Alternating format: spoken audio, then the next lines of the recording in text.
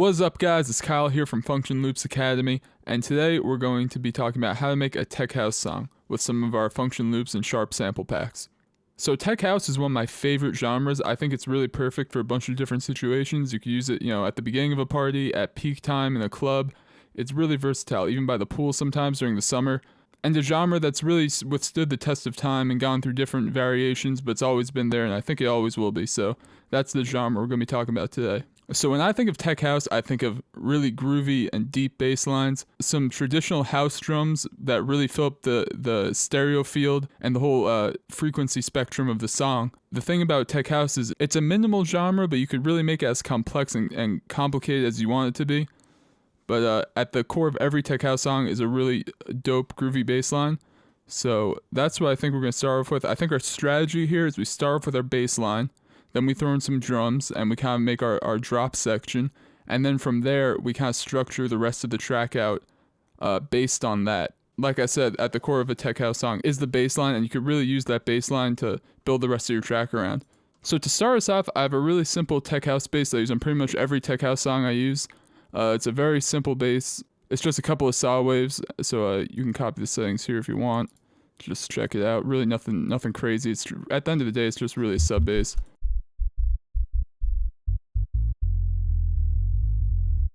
You could really make that with any synth plugin. Again, it's at the end of the day, it's just a really basic sub bass. But it's a good start. So now in our function loops juicy tech house sample pack, you can see we have a bunch of wave files here of bass loops that we're going to kind of audition. But then the trick is, once we find what we like, we're going to go into the MIDI here, and you can see we have all the MIDI files for our to match with our bass loops. And that's one of the really cool parts about our sample packs, is that we have the MIDI for everything in the pack. So if you like the melody of something, but you don't necessarily like the sound that we chose when making the pack, you could put it into any plugin you want and use any plugin you want, no problem. So let's go through a few of these here and find what we like.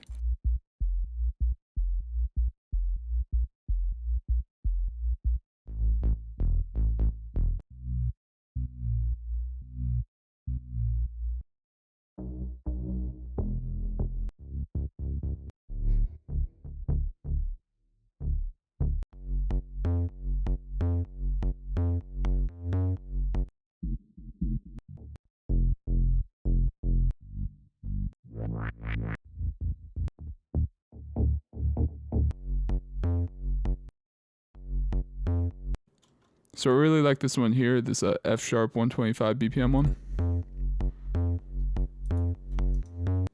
So I'm going to go in here, I'm going to find it right here, I'm going to drag into our silence preset. I'm going to lower our BPM to 124. So let's extend the note lengths here, and we're going to do that by holding Alt and then clicking L and then accept. And that's going to drag our notes out to go until when the next note starts.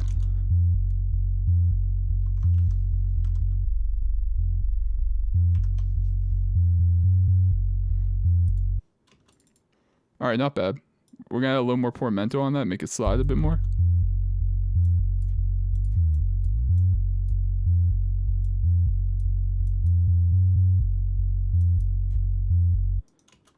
I'm also going to change the key of this from F sharp to maybe E. So let's lower it 2 semitones.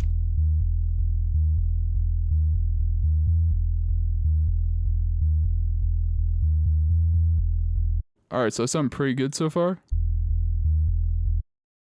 So up next, I'm going to put it on a mixer track here, and you can see right here I have a tech house bass mixer track loaded up. Again, something that I use in almost every song. I'm going to go through this for you guys right now, show you what's on it. So we have a Camel Crusher here, pretty simple. We have a Fruity Blood Overdrive, just more distortions, just a lot of distortion on this pretty much. We have a Wave Shaper here, give it a little crunch. This is at 77% on the mix. Then we have a Fruity Fast Distortion. Again, a lot of distortion, but then we have an EQ here kind of rolling off all the highs, because let's just listen to it. I'll go one by one with all the plugins here. So we'll turn everything off. So this is a Camel with a Camel Crusher. This is with the Blood Overdrive. Then the Wave Shaper. You can see that gives a lot of top end. Then the Fast Distortion.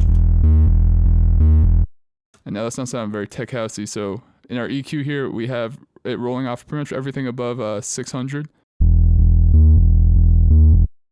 That's more what we're looking for. And then I have another EQ here just to cut off everything under 30 hertz because I noticed if you look here, there's some stuff going on over here in the 20 and the teens that we don't want because the human ear cannot hear under that 30 hertz. So anything there is just going to mess with our mix later. And again, tech house, there's not a lot of elements, so you want them to be mixed well. And I have a kickstart here too.